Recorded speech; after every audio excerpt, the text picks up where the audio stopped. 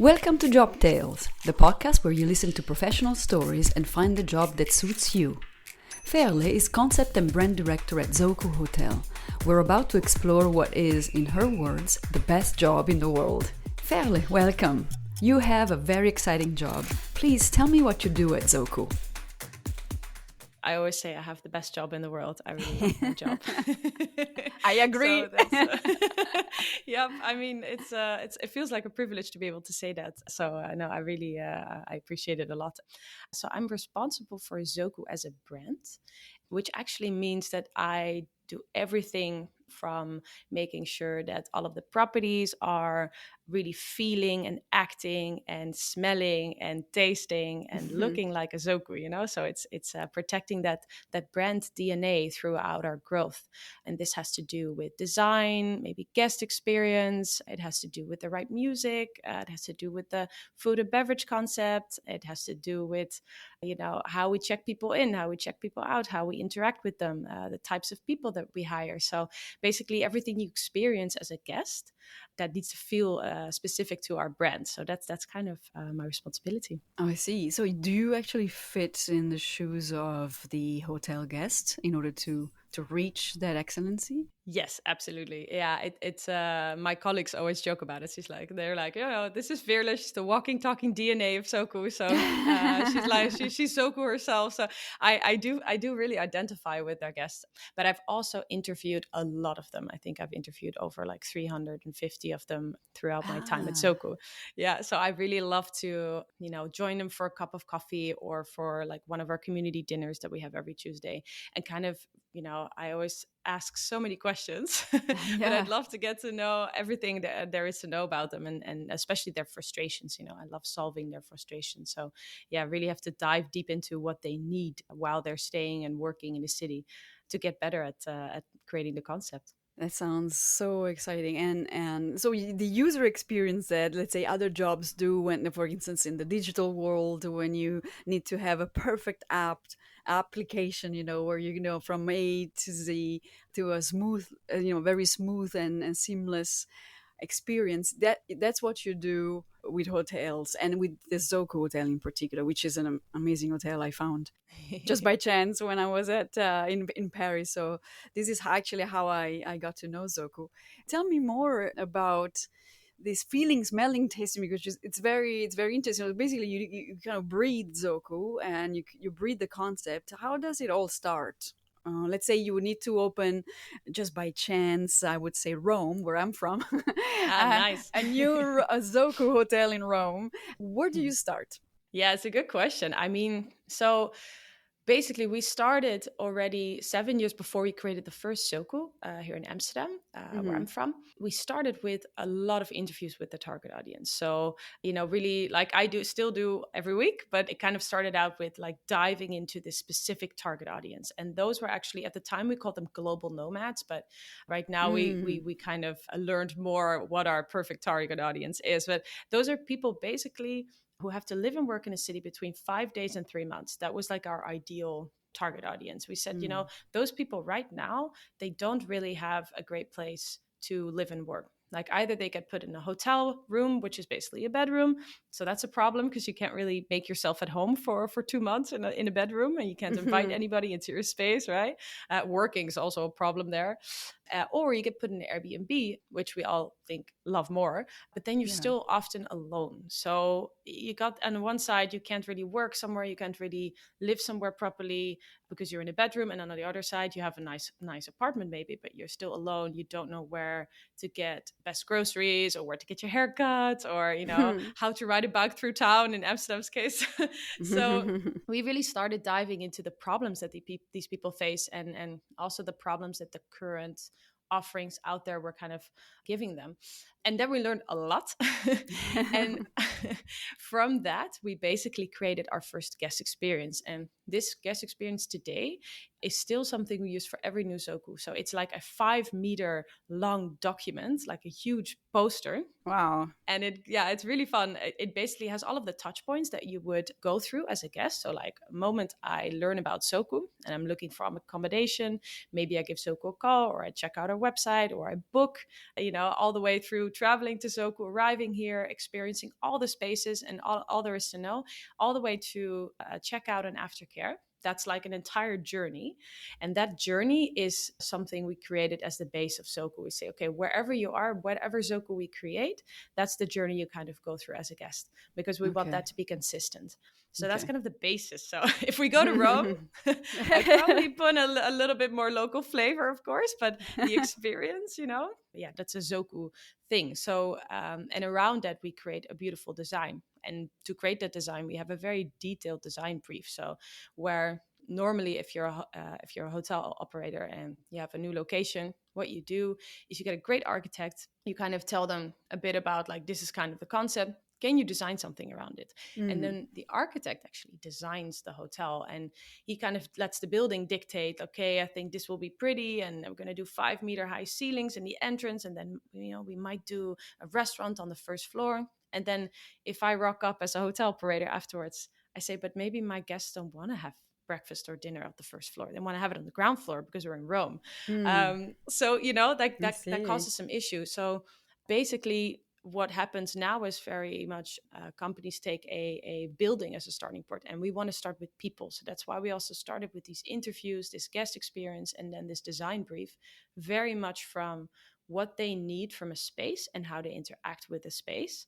And also, one of Zoku's principles is better together. So we want to connect people. So in Yes. this design brief, I think you might have noticed in Paris, but we love connecting people. Yes, I found it amazing. I found it really good because that's what is missing in hotels when I travel for work or also for for pleasure, and that's why I usually find Airbnbs or bed and breakfast or whatever, and Yeah, because there's that familiarity. You have your kitchen, but then as you say, you don't have anybody else, and oftentimes now Airbnbs have become more like hotels than B&Bs, where actually the owner or the host would give you yeah, breakfast, right? And hmm, many years ago that was the case, but now it's like, okay, if you want breakfast, first you pay extra, and yeah, then maybe you'll find someone, but usually it would be the breakfast is already on the table for you in the maybe even a common kitchen, but that's it. So no yeah, contact whatsoever with people. And for those like myself and yourself and others who love to chat and meet people and have this interaction, it's really frustrating because you end up on your own. And so absolutely. that was great. And so I'm writing down so many questions for you because as you talk, I get my ideas go rolling. And my first question is because before we started the interview, you told me that you have been with the company for a long time. How did you land this dream amazing job? Yeah, it's a good question. I mean, it was kind of a roller coaster because I basically, when I was 10 years old, I kind of knew I wanted to study hotel management. And the reason for that was that my uncle, he works for Hilton and he travels around the world. And whenever I would see him on my birthday, he would tell me all these amazing stories about, living in different countries and experiencing life at a hotel, which is never boring. So I was, this little kid, and I was like, that's what I want to do. And I kind of, yeah, I'm not really a plan B person. So I went for, I went for study hotel management at Hotel School The Hague. And I thought, this is it. I'm going to become a hotel manager. And then I had an internship after my first year. You always do like a practical internship. So you have to pick a hotel. I picked one in Barcelona because I was very excited to learn Spanish. And there was this one internship that also did something else than just serving breakfast and standing behind a bar. Yeah. It was actually in event management. So I thought, that could be cool to learn a little bit about that.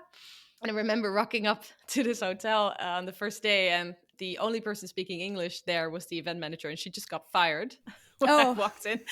all right. So I got this Spanish spiel about, so your internship is going to be a bit different. You're going to stand in the restaurant now. Fast So tracking yeah.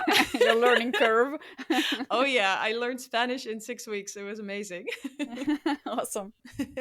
Yeah, and it was good for me because I really got to see firsthand how a hotel manager also operated. It was a smaller hotel, and then I thought, this is not me. This is very much, there's a lot of contracts involved, budgets, personnel business. So I thought maybe I think I want to be more creative. I also have a lot of ideas and I'm very visual. I love design. I come from a family of interior designers, so I love that kind of stuff. So I thought, okay, maybe I'm not going to Hmm. be a hotel manager. So I came back from that internship kind of defeated. Like, what am I actually doing here? And that's when I met Hans Meyer, our co-founder. He actually started Citizen M Hotels. Maybe that rings a bell Citizen with you or M. some of the listeners. Yeah, Yeah, it it's rings a very bell. exciting. Yeah, right. Yeah, it's cool because he was the first hotelier who designed a concept that was bringing luxury and budget kind of together into affordable luxury. And it was a very clever concept where you use like the size of a shipping container to create rooms that kind of skip the frills, had beautiful rain shower, really comfortable bed, free movies, and kind of social spaces like we have at Zoku that are a bit more focused on work and having a drink. But I thought it was a really thought through concept. I really loved it. And he was doing a presentation about it. And I remember I was sitting next to my best friend at the time, and she said, there was this light that just went up in your head, wasn't there? And I was like, yes. I was like, that's what I'm going to do now. So I, Okay. no plan B. I was like, I'm going to work for that guy. So yeah, I still had to do 3 years of studying, but I told him Okay. like, hey, when I'm ready, can I work for you? And he's like, well, I mean, let's see, but we always have internships. So I said, I'll contact you. And then, yeah, I ended up doing an internship at Zoku almost 12 years ago. Oh. And that was it was great because it was in concept development and we were doing Zoku as a big side project, but at the time we Mm. were called Hotels Ahead, and it was this concept development company. So we worked for different hotel brands that wanted to create new concepts, and I got to kind of experience firsthand like what it is to create a good idea in a bigger company, and how much you often have to compromise because the person from finance says this, the person from operations says that, and the person from design wants something completely different.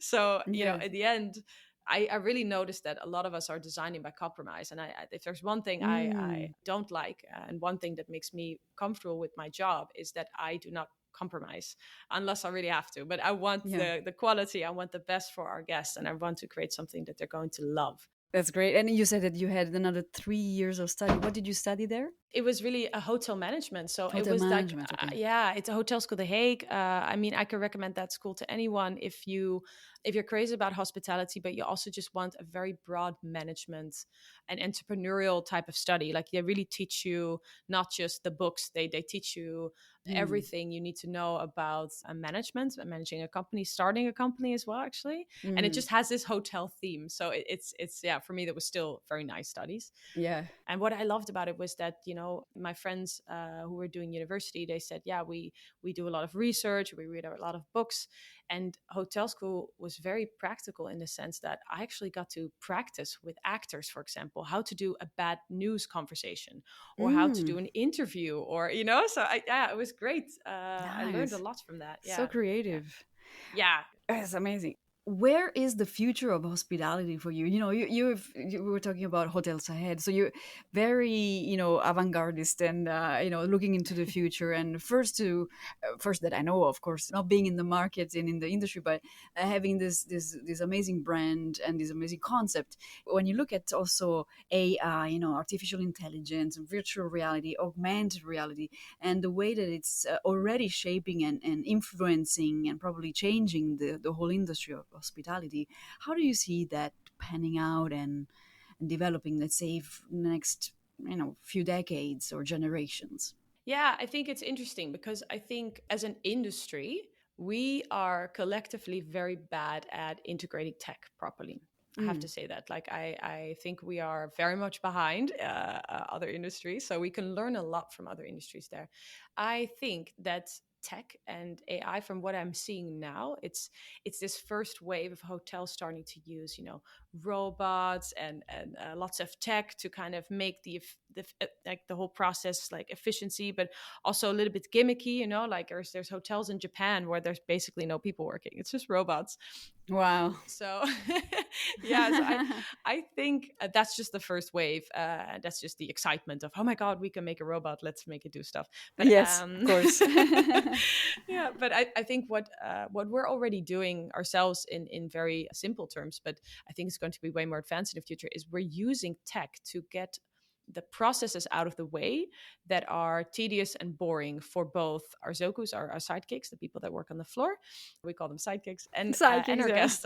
Yeah, yeah. So things like, if I still come into a hotel and I have to ask for the Wi-Fi password, or I have to check in and it takes 15 minutes, and my checkout also takes 15 minutes, and I have to hand all these documents in and stuff. I'm thinking, like, why are we still doing this? It's 2023. Like, we can do better, as Yeah. an industry.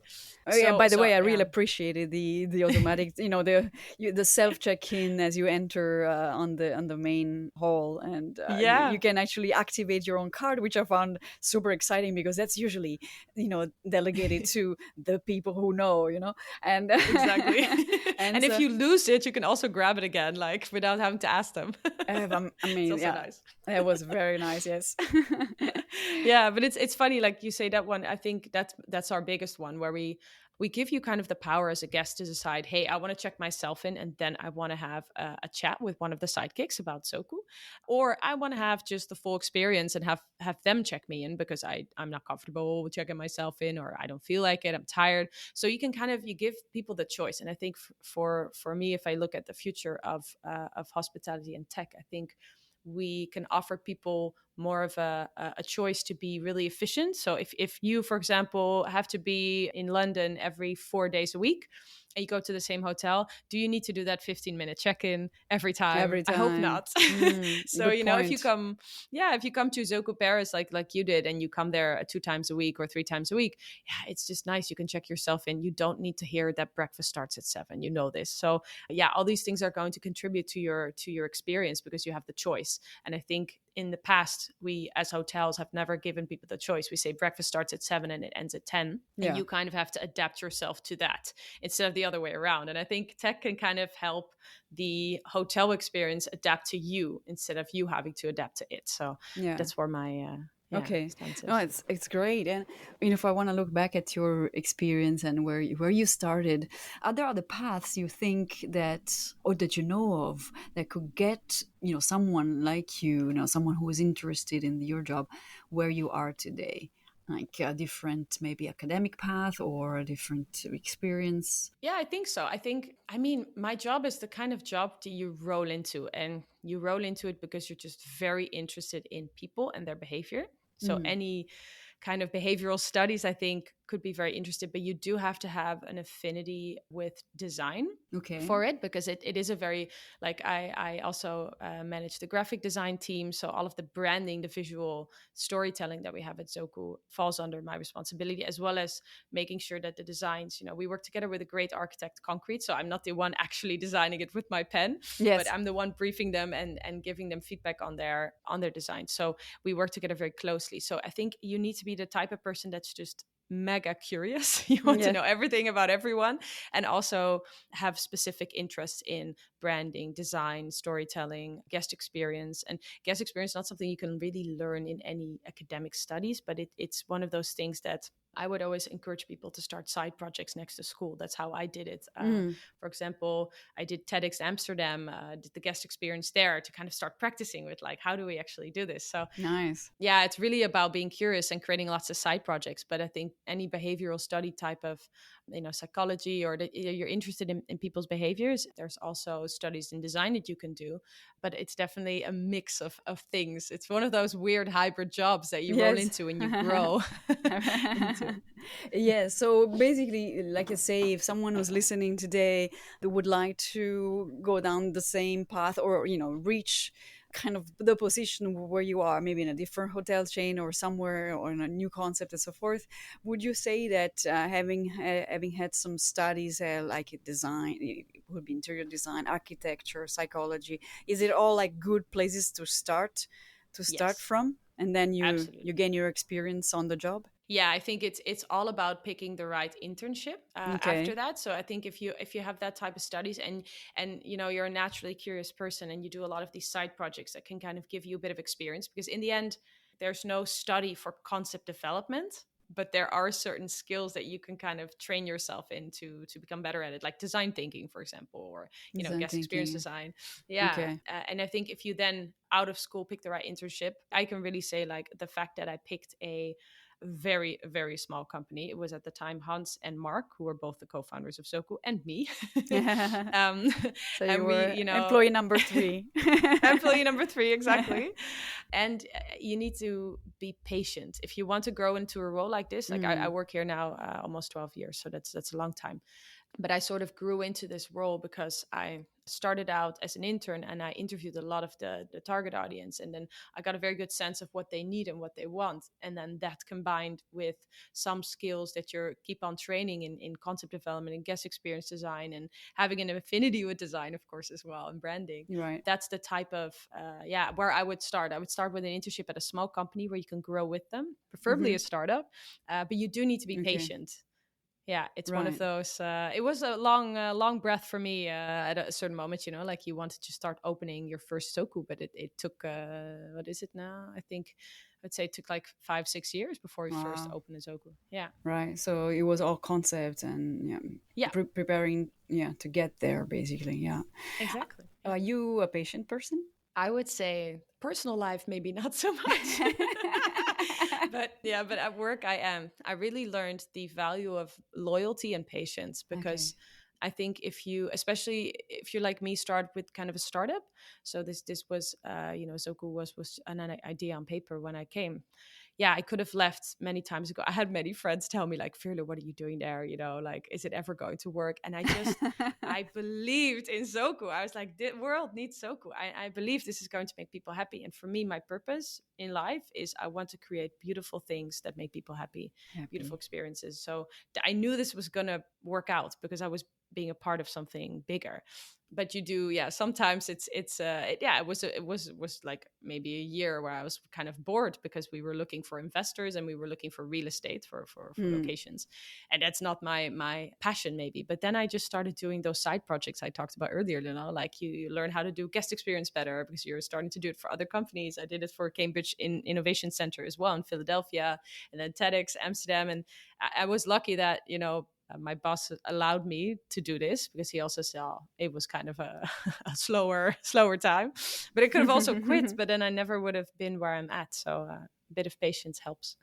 Patience. Okay, so patience, loyalty, and what else would you recommend to those young men and Yes. women listening? I would like my biggest recommendation would be when you're just starting out, it's actually two things. Find out what you really want to do in life. And I'm not talking like whether you want to be a lawyer or you want to be a doctor or you want to be like me, a concept and brand director, but find what is it that makes you tick, that makes you excited, because you deserve a good job. You deserve, because most of the hours in a day are spent working. So you better have fun, you owe it to yourself. So I found out pretty quickly for me, the reason why I love hospitality is because I love making people happy. And I like to create beautiful experience in spaces where that happens. So from that idea, I was very clear on choosing a career at Zoku. And the second thing that I would recommend people just starting out is when you start out, really find a leader that is going to inspire you, because that's what got me where I am today. I got someone that inspired me and also gave me chances that I didn't know I was ready for. Maybe I wasn't always ready for it, but like someone that kind of believes in you when you don't really believe in yourself. That's I think for me what got me further than I thought I would make it. So, and I think it's important when you're young to have that type of leadership. So if you notice you're starting out this job and you have a crappy leader that doesn't guide you, doesn't mentor you, doesn't nurture your talent, then definitely go look somewhere else, because this is the time, like your 20s are the time where you have to really invest in what you're going to do later on. And this is like the time to grow and also make mistakes and, learn from those. So, those two things would be my advice. Awesome. Thank you very much for this sparkling interview. And I wish you all the best in your long, long career to come. It's time to grow and make mistakes. I like that. And two more key messages I take from this chat with Veerle. Do side projects while you're at school, and find someone who believes in you when you do not yet believe in yourself. Join me next week for another job tale here on my show. Ciao for now.